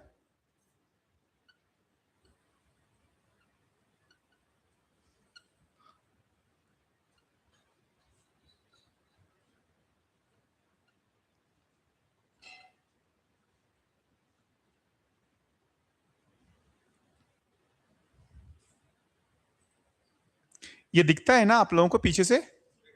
ठीक है, और बड़ा लिखने की जरूरत तो नहीं है।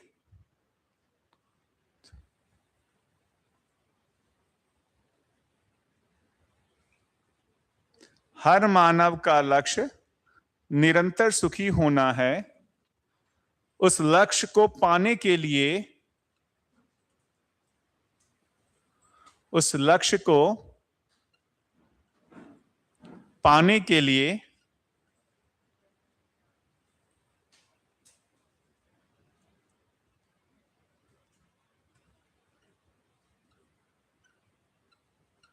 उस लक्ष्य को पाने के लिए सभी का जरिया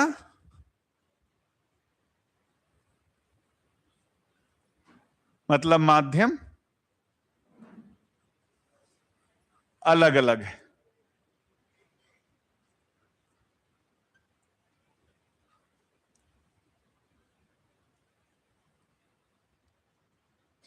जैसे आप वर्ल्ड टूर क्यों करना चाहते हो? सुखी होने के लिए। आप पैसा क्यों कमाना चाहते हो? सुखी होने के लिए। हाँ या ना? कोई अच्छा जीवन क्यों जीना चाह रहे हैं? सुखी होने के लिए। कोई प्रधानमंत्री क्यों बनना चाहता है? सुखी होने के लिए। कोई बड़ा बिजनेसमैन क्यों बनना चाहता है? सुखी होने के लिए। कोई आईएएस क्यों बनना चाहता है? सुखी होने के लिए। कोई सीएम क्यों बनना चाहता है? सुखी होने के लिए। हाँ या ना? जो भी वो कर रहा है वो किस लक्ष्य के लिए कर रहा है? सुखी होने के लिए। हाँ या ना?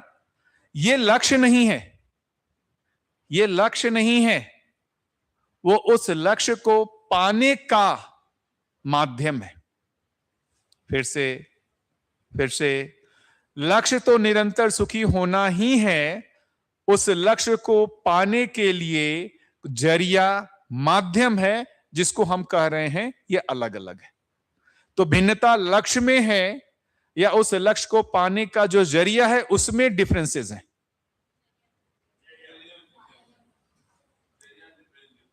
जरिया डिफरेंट है ना? क्या लगता है, लक्ष्य डिफरेंट है या जरिया डिफरेंट है? आप बताओ,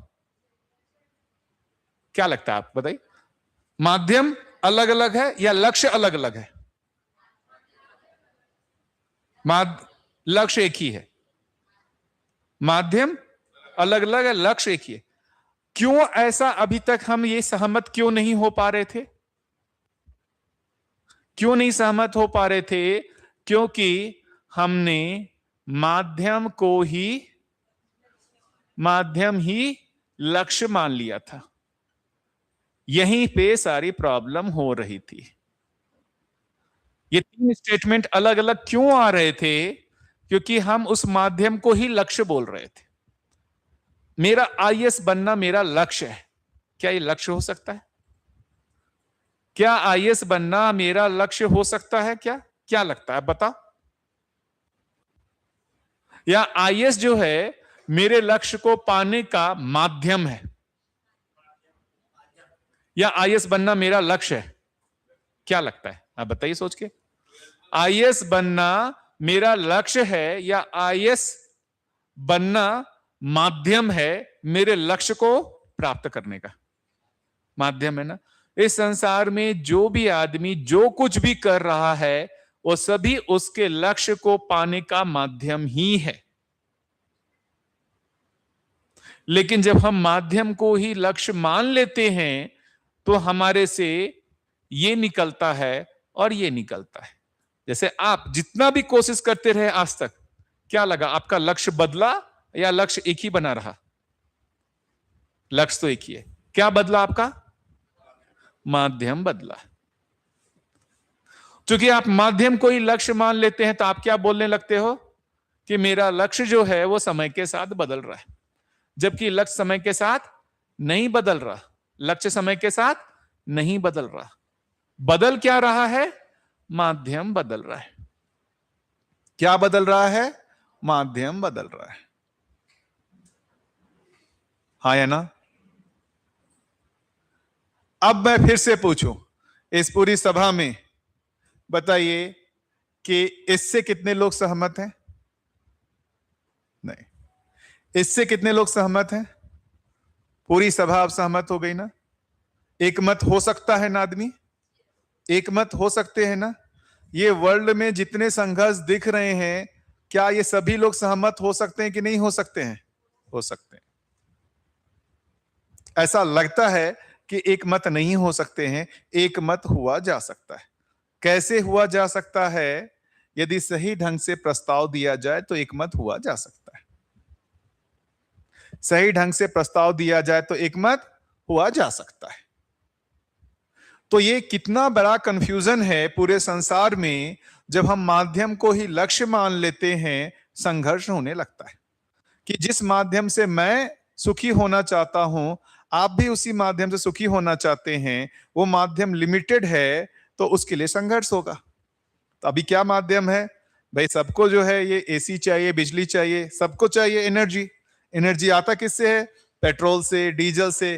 पेट्रोल डीजल क्या है? लिमिटेड है। तो अमेरिका का भी माध्यम क्या हो गया? पेट्रोल डीजल से सुखी होना। पूरे वर्ल्ड का हो गया अब पेट्रोल डीजल के लिए मारामारी होगी। सारा संघर्ष पेट्रोल डीजल के लिए।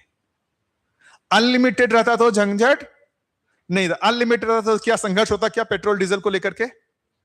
अनलिमिटेड रहता तो संघर्ष नहीं था। लेकिन है क्या? वो लिमिटेड है। लिमिटेड है। अब इतना छोड़ दे, ये जमीन खरीदने का जो होर मचा हुआ है, ये जमीनों के रेट का तो आपने शायद कहां से कहां देखा होगा, पता नहीं। क्या लगता है कौन से रेट से आज कौन सा रेट देखें? आप बताइए, कोई एक रेट आप कोट कीजिए जो छोटे में आपको ध्यान में है। हाँ हाँ।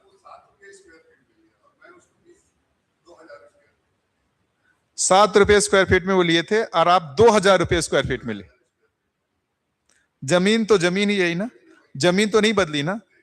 ये वैल्यू कैसे बदल गया? कम है ना। जमीन इतना होता जिसको जितना लेना है ले लो, तो रेट बढ़ता क्या? जमीन इतनी होती है जिसको जितना लेना है लो।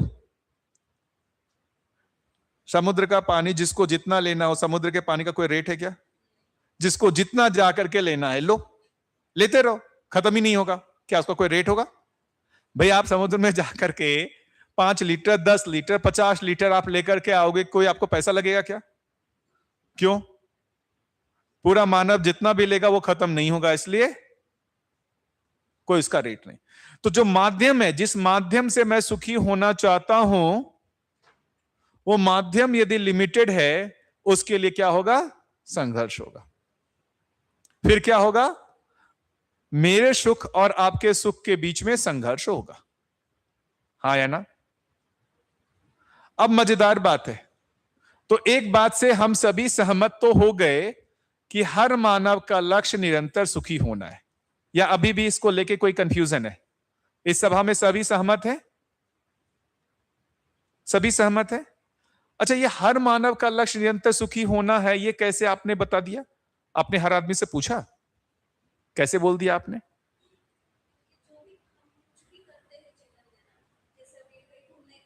हाँ।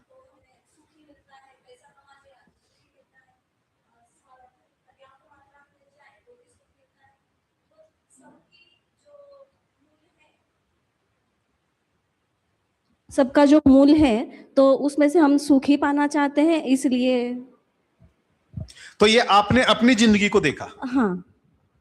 भैया आपने अपनी जिंदगी को देखा, और आपने अपनी जिंदगी को देख करके किया, मैं तो आज तक जितना कुछ भी किए हूं वो तो सुखी होने के लिए की हूं, और उससे आपने निष्कर्ष निकाला, इसका मतलब ये हर मानव का लक्ष्य है। हाँ है ना भाई, हर मानव का लक्ष्य निरंतर सुखी होना है। आपने कैसे जांच लिया, कैसे जांचा?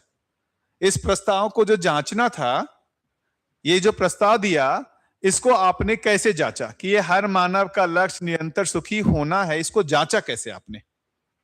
हर आदमी से जाके पूछा क्या? नहीं पूछा। तो कैसे बताया? कैसे बताया?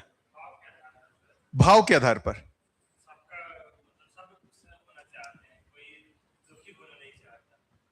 अच्छा, एक बिटिया से ही पूछते हैं, आप क्या होना चाहते हो, सुखी होना या दुखी होना? सुखी होना। सोच के बताना, दुखी भी होना चाहती हो? कभी ऐसा लगता है कि मैं अब दुखी हो जाऊं? हमेशा सुखी रहना चाहती हो? हमेशा सुखी रहती ही हो, मम्मी बार बार दुखी करते रहती होगी, है ना? तो अब ये आधार क्या था? ये बड़ी मजेदार चीज है, ये बहुत मजेदार चीज है। ये हमने स्वयं का निरीक्षण किया। किसमें किया? स्वयं का निरीक्षण किया। जैसे आपने बताया ना, स्वयं का निरीक्षण किया कि मैं जो कुछ भी कर रही हूं, क्या चीज के लिए कर रही हूं? सुखी होने के लिए। स्वयं का निरीक्षण किया ना? क्या लगता है आपने क्या चीज का निरीक्षण किया? स्वयं का। मैं पैसा कमाना चाहती हूं, क्या चीज के लिए पैसा कमाना चाहती हूं? स्वयं के सुखी होने के लिए। हाँ है ना? मैं नाम कमाना चाहती हूं, क्यों नाम कमाना चाहती हूं? सुखी होने के लिए। यही तो है। तो ये जो प्रस्ताव है, इस प्रस्ताव को हमने कैसे जांचा? स्वनिरीक्षण किया हमने। बहुत मजेदार बात है, इसको ध्यान से सुनने की जरूरत है। हमने इसके लिए क्या किया? स्वयं का निरीक्षण किया। तर्क भी नहीं लगाना पड़ा। तर्क भी क्या तर्क लगाना पड़ा? आप बताओ। मैं सुखी होना चाहता हूं कि दुखी होना चाहता हूं? नहीं नहीं नहीं, ऐसा कैसे हो सकता है, मैं तो दुखी होना चाहता हूं। नहीं, तर्क से ऐसा ऐसा तर्क लगाना पड़ा या सीधा निकल के आया कि मैं सुखी होना चाहता? तर्क लगाना पड़ा क्या? क्या लगता है, तर्क लगाना पड़ा या सीधा आपको अपने को जो निरीक्षण किया उससे समझ में आ गया कि मैं सुखी होना चाहता हूं? हाँ है ना? अभी तक ध्यान नहीं दिया था, अभी तक हम किसी माध्यम को लक्ष्य माने हुए थे। अभी जैसे ही ध्यान दिलाया गया, आपका ध्यान चला गया, हाँ यार मैं तो सुखी होना चाहता हूं। मैं माध्यम को लक्ष्य माना हुआ था, इसके लिए बहुत आपको ताकत लगाने की जरूरत नहीं पड़ी। तो बड़ी मजेदार बात है कि जैसे आपने अपना निरीक्षण किया और उस निरीक्षण में आपको क्या पकड़ में आ गया? क्या नियम? मैं सुखी होना चाहता हूं। और आपको अब यह स्वयं पर विश्वास हो गया, यह लक्ष्य सिर्फ मेरा नहीं है, हर मानव का लक्ष्य भी यही है। विश्वास हो गया क्या? आपको यह विश्वास है हर मानव का लक्ष्य निरंतर सुखी होना ही है? कैसे विश्वास हो गया आपको इस बात पे? तो आपने कहां देखा?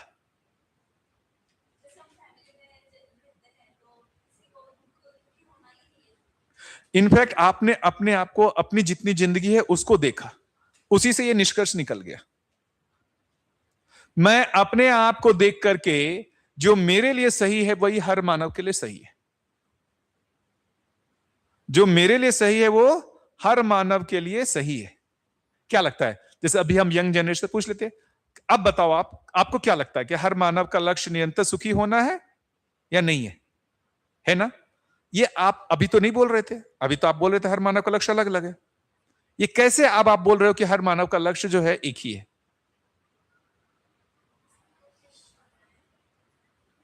सबको? लेकिन आपने कहां देखा? आप जापान के लोगों को जाके देखे कि सबको खुश होना है कि नहीं? कैसे बोलते हो जापान के लोग खुश होना चाहते? हो सकता है जापान के लोग दुखी होना चाहते हो। ये कैसे डिसाइड करेंगे? जापान के लोग हो सकता है दुखी होने के लिए जिंदगी जी रहे हो सकता है कि नहीं हो सकता है? नहीं हो सकता है। क्या लगता है जापान के लोग दुखी होने के लिए जिंदगी जी रहे हो? उनका लक्ष्य दुखी होना हो? वो कैसे? सबसे मिले आप, सबसे पूछे, तो फिर कैसे बोल रहे हो सबके बारे में? सबसे हमने जब तक जांचा नहीं, पूछा नहीं, आप सबका कैसे बोल सकते हो कि सबका लक्ष्य है?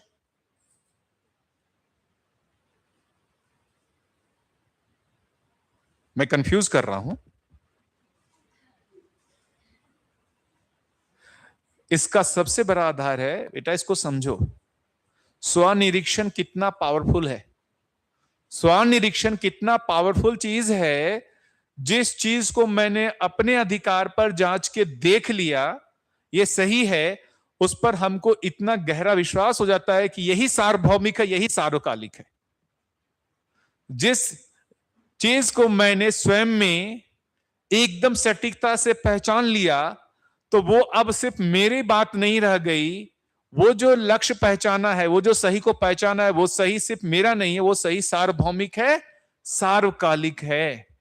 तो मैंने जो पहचाना है ना, पहचाना है स्वयं में, लेकिन मैं स्वयं के पहचान करके मैंने एक सार्वभौमिक सार्वकालिक जो है सत्य को पहचान लिया। सार्वभौमिक सार्वकालिक सत्य को पहचान लिया।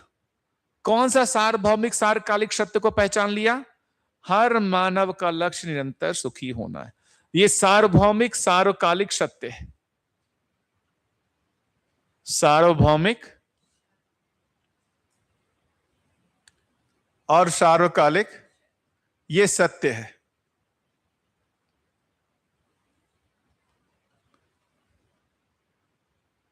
क्या लगता है ये सार्वभौमिक सत्य है या नहीं है? सार्वकालिक सत्य है या नहीं है?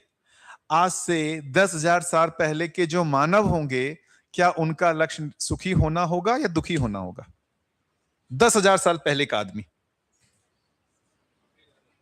बताओ, कितना पावरफुल चीज है कि 10,000 पहले के आदमी के बारे में भी हम बोल सकते हैं कि वो आदमी भी क्या करना चाहा होगा? सुखी ही होना चाहा। इस संसार के किसी भी कोने में बैठा हुआ कोई भी आदमी होगा, वो क्या करना चाह रहा होगा? क्या लग रहा है? ठीक है, ये मतलब स्वयं के आधार पर हमने एक सार्वभौमिक सार्वकालिक सत्य को पहचान लिया। स्वयं के अधिकार पर मैंने सार्वभौमिक सार्वकालिक सत्य को पहचान लिया। जैसे साइंस भी अभी कुछ सत्य को पहचानने का कोशिश कर रहा है ना। साइंस में जैसे Newton's laws of motion, Newton का नाम सुने होंगे ना। न्यूटन के गुरुत्वाकर्षण के नियम है या नहीं है? वो भी क्या है? सार्वभौमिक सत्य है, सार्वकालिक सत्य है। हाँ या ना कि बदल रहा है?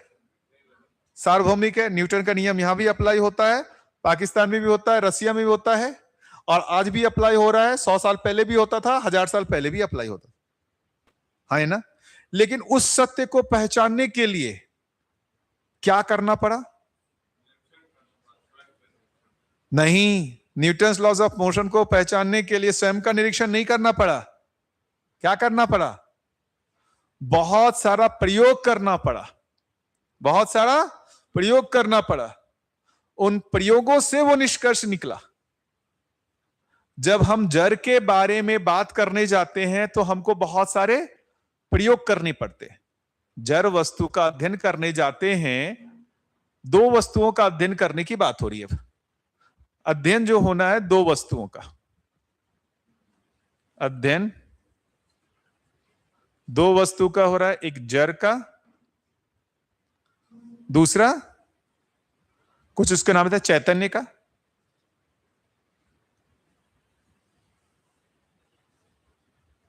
चैतन्य का मतलब जो सोचता है, विचार करता है।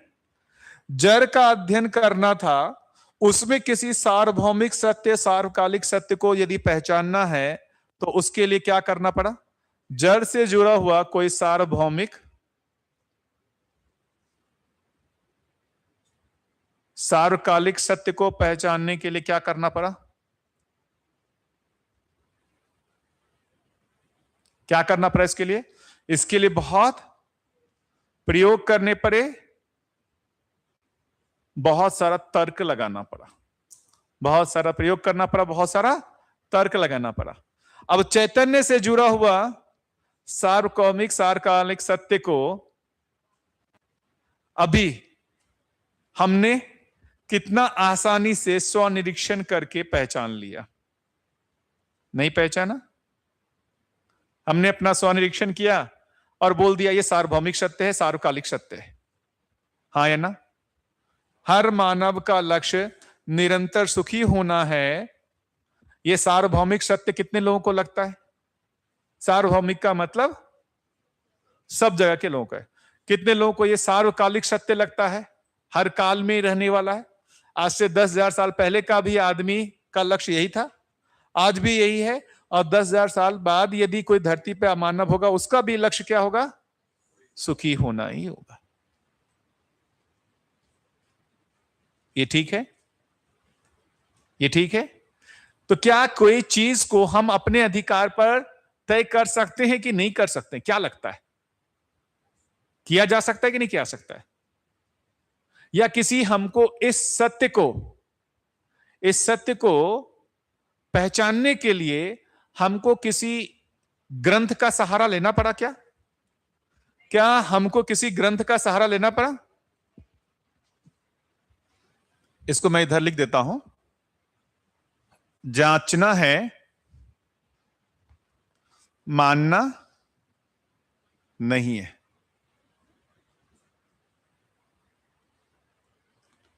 जो भी प्रस्ताव यहां दिया जाता है उसको क्या करना है? जांचना है, मानना नहीं है। ठीक है? और देखते हैं क्या हम जांच सकते हैं कि नहीं जांच सकते। उसमें से मैंने एक जांचने के लिए प्रस्ताव दिया और सभी ने जांच करके उस पर सहमत हुए कि यह प्रस्ताव सही है। इसके लिए हमको इस मानने के लिए क्या क्या आधार होता है? किसी ग्रंथ में लिखा हुआ है, कोई महापुरुष कह रहे हैं, हाँ या ना?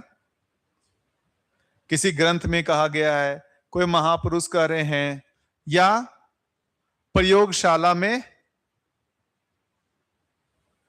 इसको जांच करके देखा गया। कुछ है ऐसा? ना तो किसी ग्रंथ के आधार लेना पड़ा, ना किसी महापुरुष का आधार, ना किसी प्रयोगशाला का आधार। क्या ये बोलने के लिए ये गीता में लिखा हुआ है इसलिए इसको मानो? कोई पता जरूरत पड़ा? नागराज जी बोल रहे हैं इसलिए इसको मानो? महात्मा बुद्ध बोल रहे हैं इसलिए मानो? अब कोई भी संसार का आदमी आकर के बोले नहीं, हर मानव का लक्ष्य निरंतर सुखी होना नहीं है, ये गलत है, आप मानोगे क्या? आप अपना अब ये बदलोगे?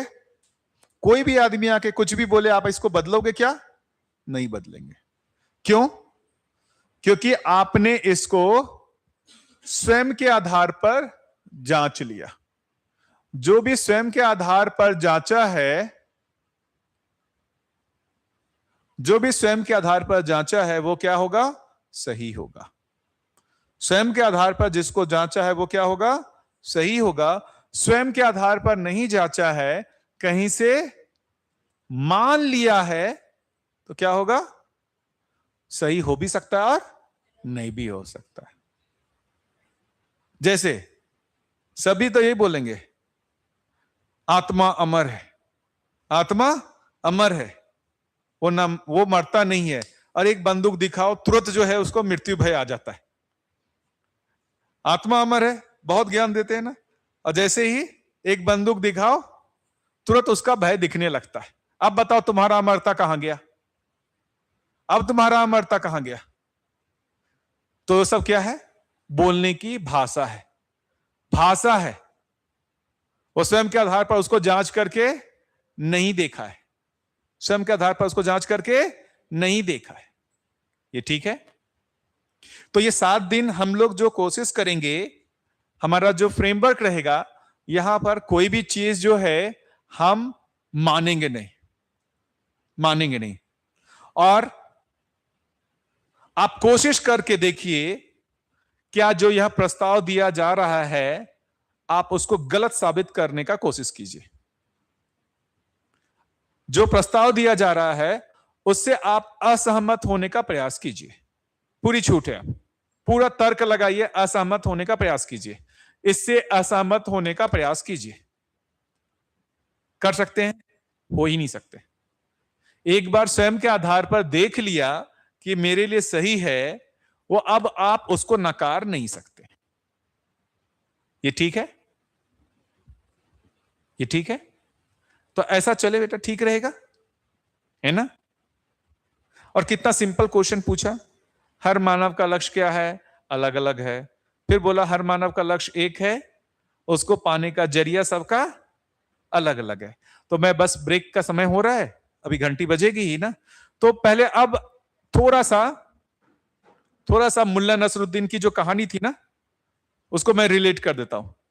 अब ये बताइए, इस संसार में एक आदमी जिससे आप मिले हो और जिस आदमी को आपने ये देखा हो कि वो निरंतर सुखी है, एक आदमी जो निरंतर सुखी है, एक आदमी जो निरंतर सुखी है। निरंतर सुखी आदमी से मिलना हुआ है? निरंतर सुखी आदमी से मिलना नहीं हुआ है। निरंतर सुखी आदमी से मिलना नहीं हुआ है। निरंतर सुखी आदमी से मिलना हुआ है। वो कौन, आप है या कोई और है? कोई और है। तो उससे आपको वो मिला नहीं नुस्खा कि कैसे निरंतर सुखी हुआ जाए?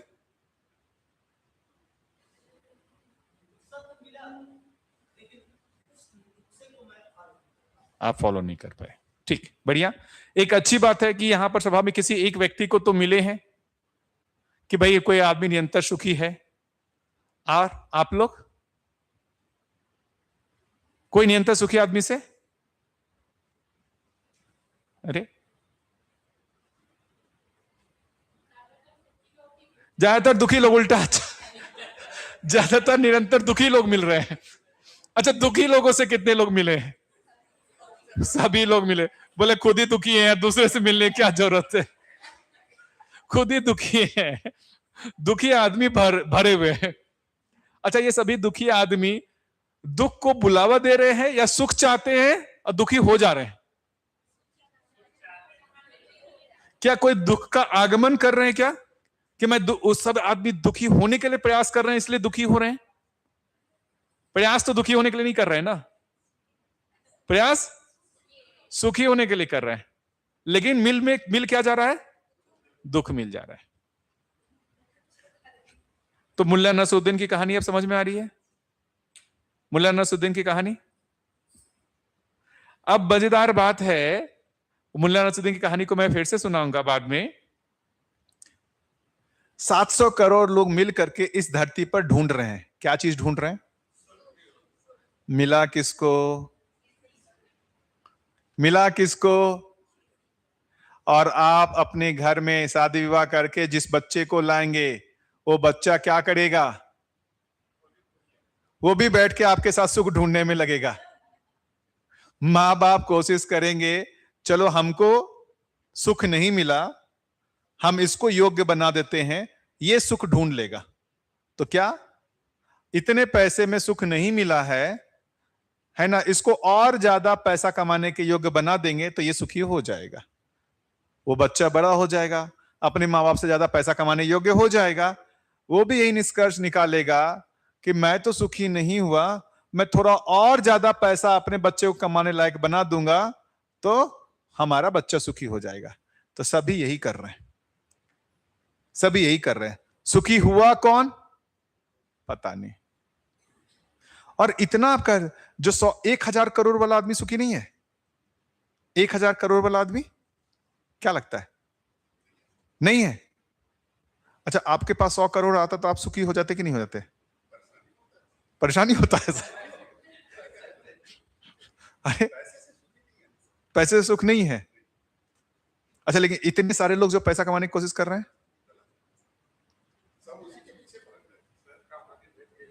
अच्छा, कमा के बैठ जो कमा के बैठ गए इसलिए बोला, ओ ये मतलब वो वृद्धावस्था का वो एक्सपीरियंस है इनका। नहीं, बढ़िया। तो देखिए, अब हम चर्चा करेंगे पैसे के माध्यम से सुखी होने को लोगों ने पहचाना और उसकी खूब होड़ लगी कि ज्यादा से ज्यादा पैसा कमाया जाए, उससे कुछ क्षणिक सुख जैसा दिखता भी है, क्षणिक सुख जैसा दिखता भी है, निरंतर नहीं हो पा रहा है। बात वही हो जा रही है, जिस भी माध्यम से हम सुखी होना चाहते हैं वो माध्यम थोड़े समय के लिए सुख देता है, निरंतर नहीं देता है। जैसे मैं आईएएस बन करके सुखी होना चाह रहा था, जैसे पहली बार मेरा रिजल्ट आता है, मेरा आईएएस में सिलेक्शन हो गया है, उस क्षण तो क्या सुख मिलता है ना? और उसके बाद खत्म, उसके बाद खत्म। कोई जैसा लगता है ना कि एक नया हमारा अपना घर होता आलीशान, जब नया आलीशान घर बंगला खरीदते हैं और जब पहली बार उसमें रहने जाते हैं तो क्या सुख मिलता है, उसके बाद खत्म।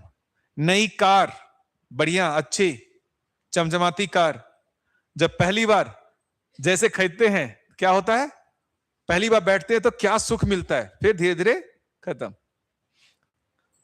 और महिलाओं को नई साड़ी खरीद करके जब पहली बार पहनते हैं तो क्या सुख मिलता है, उसके बाद वो साड़ी का सुख खत्म हो जा रहा है ना। तो जिस भी माध्यम से हम सुखी होना चाह रहे हैं वो सुख तो देता है लेकिन निरंतर नहीं दे रहा, वो निरंतर, तो हम बार बार माध्यम को बदल रहे हैं, बार बार माध्यम को बदल रहे हैं, कितना भी बदल रहे हैं, निरंतर सुखी नहीं हो पा रहे। हाँ या ना? कितना भी माध्यम को बदलते रहें हम निरंतर सुखी नहीं हो पा रहे। तो सोचने की जरूरत है कि किस माध्यम से निरंतर सुख हो सकता है। तो ये 7 दिन हम करने वाले क्या है, ये कुछ पकड़ में आ रहा है?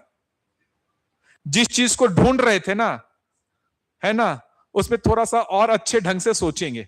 अभी क्या था ना, ढूंढ रहे थे, कोई बोल रहा है भाई यहां नहीं है, अरे चुप रहो, पहले ढूंढने दो। कोई भी बोले कि भाई यहां नहीं, अरे चुप करो, मेरे को ढूंढने दो। क्या ढूंढने दो? मेरे को ज्यादा से ज्यादा पहले पैसा कमाने दो, यही ना। कोई आके बोले भाई थोड़ा सुन तो ले, उसमें नहीं होगा, तुम चुप रहो, तुम तो कमा लियो, मेरे को बोलते हो नहीं है, जैसा आपका हालत है। तुम तो कमा लियो, बढ़िया पैसा जमा लियो, और मेरे को बोलते हो उसमें सुख नहीं है। तो हम सभी थोड़ा सा 7 दिन अच्छे से, ये नहीं कहा जा रहा है कि जो हम कर रहे हैं उसको छोड़ दें, हाँ या ना, थोड़ा हम अपने विवेक का इस्तेमाल करें और देखें, सोचें, क्या जिस माध्यम से हम सुखी होना चाहते हैं क्या वो माध्यम हमको निरंतर सुख दे सकता है या नहीं दे सकता है। उसकी लिमिटेशन को पहचानने की कोशिश करें कि उसकी लिमिट क्या है। तो 7 दिन हम इसी को करने की कोशिश कर रहे हैं, और देखिए 7वें दिन ये पूरा विश्वास हो जाएगा कि जो माध्यम निकल के आएगा ना, कि जिस माध्यम से मैं सुखी होऊंगा ना, वही सार्वभौमिक होगा, वही सार्वकालिक होगा। मतलब जिस माध्यम से मैं सुखी होऊंगा उसी माध्यम से आप भी होंगे, उसी माध्यम से ये भी होंगे, उसी माध्यम से पूरी मानव जाति होगी। 700 करोड़ लोग, सभी लोगों का माध्यम जो है सुखी होने का एक ही है, सार्वकालिक भी है, सार्वभौमिक भी होगा, सार्वकालिक भी होगा। समझने की कोशिश करेंगे। अभी एक चीज तो तय कर लिया ना, अभी इतनी जल्दी इसको तय कर लिया, वो भी तय हो जाएगा 7वें दिन आप सहमत हो। तो थोड़ा सा आराम से संवाद पूर्वक, है ना, चलेंगे धीरे धीरे, कोई हड़बड़ी नहीं है। ठीक लगा बेटा? दबाव पूर्वक तो नहीं बुलाया गया है ना, ऐसा मन से आयो ना। क्लास 9th में तो इसका मन नहीं होता है कोई मतलब ज्ञान चर्चा करने का। क्लास 9th में तो मन करता है घूमने का, दोस्तों के साथ एंजॉय करने का। ऐसा बोल करके लाए कि हाँ बढ़िया जगह है। वहां क्या बोल के लाए? मम्मी पापा आए क्या? क्या बोल के लाए हैं मम्मी पापा? मम्मी पापा रहेंगे? मम्मी पापा भी चले जाएंगे साथ में, ठीक है, बढ़िया, कोई बात नहीं, बड़ी वाली रहेगी, ठीक है, बढ़िया। तो अभी ब्रेक कर लेते हैं। क्यों? घंटी नहीं बजी है, मैं लेकिन ब्रेक कर ले क्या, है ना, क्योंकि 1:10 हो गया है, मेरे को भी दिख रहा है, लेकिन घंटी नहीं बजी है। बज गई है? अच्छा, मेरे को नहीं। तो ये फिर हम वापस कितने बजे मिल रहे हैं? 2:30 बजे कर, 2:30 बजे, बढ़िया आराम से। कोई इस तरीके का जिनको थोड़ा सा दिक्कत लगे, अपन पीछे गद्दे भी हैं, वहां पर यदि नींद आ रही हो तो वहां जाके भी सो सकते